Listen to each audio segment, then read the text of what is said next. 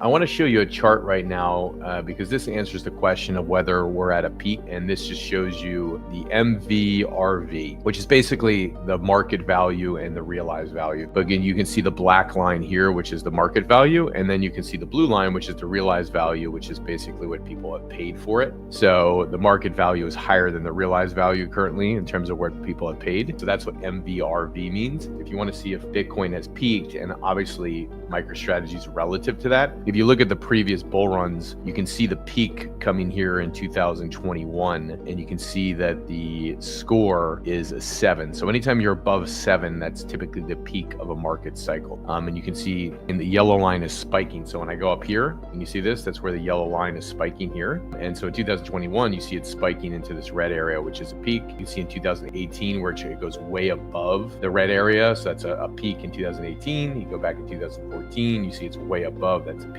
So if you look at us currently right now, the score is like in the 2s here. And so a peak would be up at 7. And so right now we're down in the 2s, 2.5. So per this chart, it's showing that we have not peaked in this cycle. And it still shows that from my viewpoint of it, we're still in the bull run. So this chart is helpful in looking at this from Bitcoin Magazine Pro. You can check it out yourself. Data's in there because it's always good to look at graphs and data to see what the hell's going on. Like I look for data that is real, but also data that reinforces my conviction of what I'm doing. So obviously I have a biased viewpoint on this, but I try and give data that's unbiased, and this is data that's unbiased.